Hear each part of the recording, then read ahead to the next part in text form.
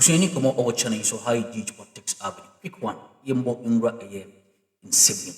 Na shana sumami said a year in sure atoto ewo a year incline. I would ya impo ase japade ene afeni pa. Nya Zenato Rollins ademre actually said fire service agencies Ghana National Fire Service, they are not well equipped to rescue such situations. Nti abaining nhwe na emo noma mbetimi edi duma ese na efata de abo oman. Na would say na His Excellency John Dramani Mahama and so etimi tena ye helicopter awunya wunya the overview of the entire disaster. Wunya ono so atcheck say sisi yankodi ono po wapre eni nsuo ato ade japade ni ada ya na ombehwe kwan ombefa so ombetimi aso akra ebi enso ensibi na mesok say mu wram yen hwe ne ko de The rescue boats for the security services to be able to evacuate people from their homes. There are people who are trapped, and we're limited with the equipment that they have. You know, we just brought a rope and some extra life jackets to give, but it's not enough. It's not enough. I think we need to get past the point of being reactive. We need to be preemptive. The resources need to be given to the necessary agencies so they can be prepared. What about the fire incident? The fire is still burning. It's happening in the plastic market, and unfortunately, the plastics are fuel for the fire. So we're basically trapped here in the sense that we are unable to do much about what's going on there. The women are devastated because after this is all over, they have their lives to go back to, and they have nothing to go back to at the end of this disaster. It's just, this is terrible. We just finished an aerial tour of Accra to inspect the flooded areas. Unfortunately, the flooding has been very extensive today for several reasons. One, the recorded rainfall today is one of the highest in several years. The Meteo are looking at approximately 140 millimeters that was dumped on Accra. Last year, the maximum rainfall was 56 on a single day. And so the volumes are much higher. And so there are many issues to the flooding in Accra. There's climate.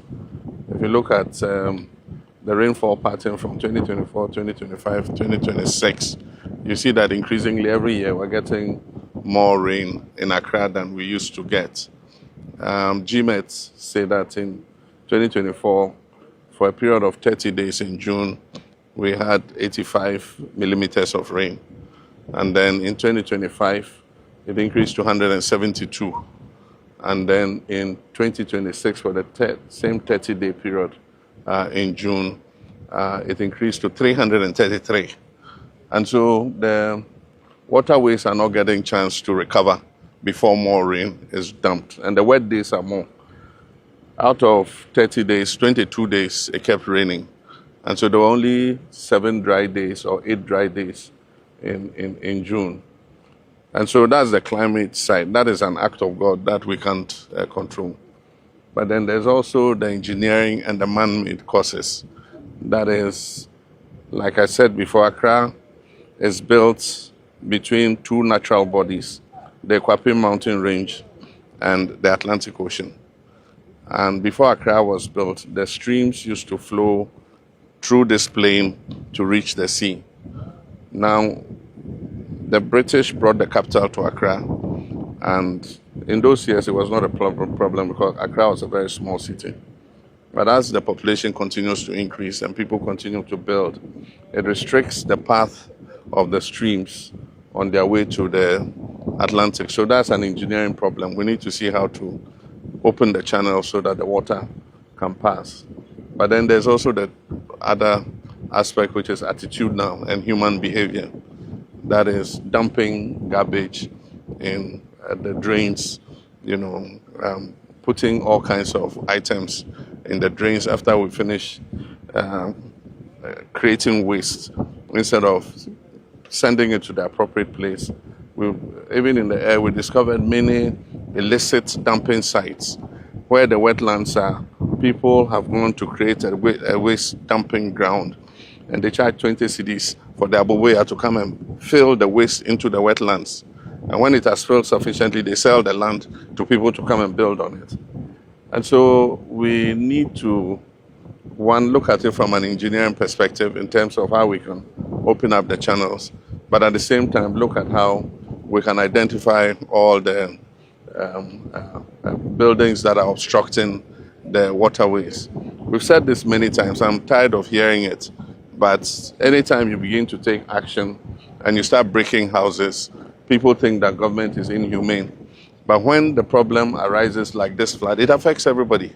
And so all of us have been affected because of the conduct of a few people blocking the channels and preventing the water from passing. And so we'll call a National Security Council meeting. We're asking every district to identify, together with the Works and Housing Ministry, where the blockages in the channels are as they pass through the district assemblies, so that we can earmark those places for removal. We'll not only break the houses, we have to move the rubble out of the way, because there's no use breaking a house and leaving the rubble in the waterway. It's just the same as leaving the house. And so it's going to be quite a major issue in order to resolve the problem of Accra. But ultimately, the other solution will be to decongest Accra. And that's why we're planning that we move some of the city out, that is the major government departments, and then also create a new center of growth so that our people will start building outside Accra in a new city, instead of everybody looking for some space in Accra to build. So, but that's a long-term solution. Like I said, it's a 20-year project. They are still working on the designs. Once they do that, we'll demarcate. People can start buying plots. If they like, they can start building houses. We'll do the roads, bring the water and electricity, so that it eases the pressure on Accra as a city. But I just want to express my sympathy with people who have lost property. Loss of property has been very extensive, and I want to thank the military, NADMO, the police, and the Hydro, Works and Housing Ministry, and all the emergency response team, 48th Engineers Regiment, for the rescue that they did. I've seen many of the videos where people had to be carried out of their houses. They deployed their boats, and they helped to save quite a lot of lives. NADMO will do what it can to try and identify the victims and see how we can just support them in a way in the next few days. I've asked the Minister of Finance to release some money from the contingency fund so that we can do some post-flood relief for persons who have been affected. And so let me again express my sympathy, but let us change our attitude and let us find a permanent solution to this Accra flooding problem. We shouldn't become like the vulture who, anytime it is raining, he says as soon as it stops raining, he will repair his roof. And then as soon as it stops raining, he says, oh, it has stopped raining, so there's no need to repair the roof. This time should be different. Right, so even the president says that he's tired of hearing it. Now, he mentions that I think he tries to put the challenge into various themes. He mentioned climate change, focusing and says that this is quite extraordinary. From 56 millimeter of water to 140 is a lot. So we'll keep that in mind. He also thinks that it's human behavior, which the NPP vehemently disagrees that it's definitely not human behavior. He also puts it to another area, says that it's engineering. I definitely will go around the desk or table, ask my guests what they think really is the problem, which one they agree. But you know that you saw the Works and Housing Minister just right by the president. Right after that aerial view, they put together a statement. It's about 16 paragraphed statements. I am going to the response, government's response for you. So if you have the statement, it is from 8. I'm reading it from the Works and Housing statement. It says that in response to the ongoing emergency, The ministry, through the Ghana Hydrological Authorities, working closely with the National Disaster Management Organization, the Greater Accra Regional Coordinating Council, Metropolitan, Municipal and District Assemblies, security services and other stakeholders to implement immediate response measures. Now, these interventions include the deployment of emergency response teams, evacuation supports where necessary, the provision of relief items to displaced persons, ongoing assessment of damaged infrastructure, and intensified drainage clearing activities in critical flood-prone areas. Number 10 says that over the past few weeks, the Greater Accra Regional Coordinating Council is collaborating with MMDAs, has undertaken extensive enforcement operations across the city to address activities that contribute to flooding. These actions have focused on removing illegal structures and obstructions along drainage channels, waterways, wetlands, and other critical natural water retention areas. The ministry will continue to work with all relevant authorities to intensify and sustain these enforcement efforts, particularly in protecting waterways and preserving natural drainage systems. In addition, the ministry is taking urgent steps to undertake extensive desilting and evacuation of major drainage channels and waterways that have become silted and discharge of stormwater runoff. These efforts will be complemented by critical construction works, including the development of new drainage channels. Please highlight that part for me.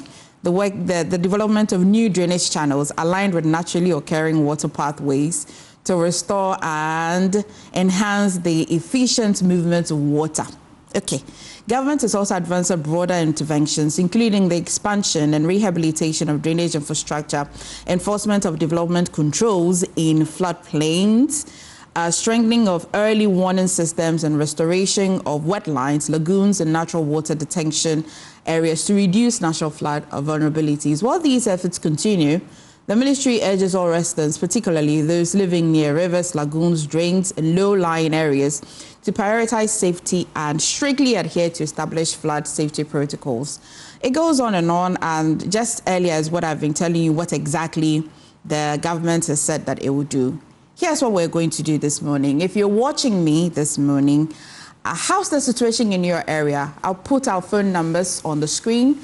Call me if your situation is not any better, if you still need some help. Just give me, we're also putting our Zoom link app. Maybe you cannot describe the situation me via Zoom. I'm more than happy to take delivery of all of those calls and interactions, so stay with me. But gentlemen, thank you again. You've been very calm with a lot of intro that we've had to do this morning. I'm inviting phone calls and also Zoom. But in your areas, how is the situation, first of all? Maybe let me start with my immediate left. Director, how's the situation in your area? Oh, my area is cool. Okay. We are lucky we did not experience any flood in our area. I live around Ogbojo. Okay. And it's okay. But one thing I've identified is on the boundary road between Chesami and then Edianipa. On the left, there is a gutter across the thing. There's a storage building there. Authorities should get there as early as possible. Either than that, as soon as possible, we may experience some kind of disaster there. Where exactly? Between Shezamis? Shezamis and Edianipa. On the left, is it before the shell? On the left, before the shell. Okay. Are you getting it? Yeah. They should go there and check where they need to, stop certain things they need to stop. We should not wait till that day. We need to do it. However, I know we'll come to the substantive matter. We shall. So this is all I can say for now, that I'm drawing the attention of the authorities. That is Ayawaso West Wogon. The regional coordinating council should also take interest in that. Works and housing and then the roads, they should also take interest in that. Are you getting it? Okay. Look at that beautiful road. Someone just put a heap of sand. Chippings, he has finished the work and then left the rest there. He doesn't care. Whatever will happen. I've been using that road for some time. And this year, you see two places around the same place that No. If you drive there, you splash people with water. Yeah. Why should that happen? We need to take charge of the This would mean development that of this boundary road as well extends to the runabout that can take you from to Bojo Shashi and even straight to Medina. Yes. You know that runabout? Yes. The road has become so bad. It collects water like a bowl. That's right. I'm quite familiar with Yes. that route. Okay, so the president puts it in the 3 areas, as I was telling you. Which one do you identify with? I thought you Is it want us to engineering? go I around will. and talk I about will. the area. You want to do it in Yes, I will. Yeah. Which one do you identify with? It will set the tone of the conversation for me. Is it that yesterday's rain was just a special kind of rain? And no country, even if they had good drainage systems, could still collect that amount of rain that came? Or you think it's human behavior? Or you think it's engineering? It's all together. All together. All together. Okay. Let me go to Honorable. Honorable, your area first, or if you know somewhere in your area or somebody or a friend in the area, if you can tell us the situation. And as well, which of the challenges that you're identifying with? Let me say a very good morning to you, my brothers on the table here, your team, and the people of Sisala East. Well, it's a Tuesday morning. Clearly, we will have to first also express our deepest condolences to the people we lost, and especially to the families. I think Monday has not been a very good day for people living in Accra, and we all saw what happened. I stay around Kwabenya, and even though Accra is described as a low line, and I have a feeling that our place is a bit high, and there has not been that challenge for now. Okay. Yeah, there has not been that challenge. Even driving from around Kwabenya, you can see that it's fairly stable. Okay. No much problem around that place at all. Okay. Yeah. Is it that the people don't throw trash and drainages? Yeah. They don't have enough drainages, or what? What did you identify was No, different? fairly, the layout there seems to be good. Okay. Yeah, and I think that you don't see so much garbage around that place. I think quite good. I don't know of other places, but where I stay, I think that so far it's been good. Okay. People are very responsible and they do a lot of things. Okay. The president says a lot of things. Which Yeah, ones of are course. you agree to all of it? No, it's a mixture of factors. You can only weigh the factors which one contributes more. But like the president is simply telling us that we have about 3 solid issues affecting us. One of them we do not have control, and that is the climate issues. You and me cannot stop the amount of water that will fall from the sky. We cannot. But we can also create a system that will let water that falls on the ground to travel to where its destination is. Okay. And your attitude to the engineering systems and the kind of vision we have as a people to be able to guide that. And we all know the issues about enforcement of law has become a bit challenge here. We know that it's not just President John Mahama saying. These issues about attitude has been highlighted long, even on the international stage, by the former president, Nana Akufo-Addo. We've all seen that, because at a point he felt that even putting Ghana's money into an attitude that cannot be corrected is sometimes discouraging. We heard all those statements. So I think that, the president just actually clearly identified the solutions, and even telling us, the president told you at a point, sometimes he's tired hearing about this, because anytime we try taking actions, the Ghanaian says it. We in some of the team also our tenant so I'm not so deep. That's an so bad.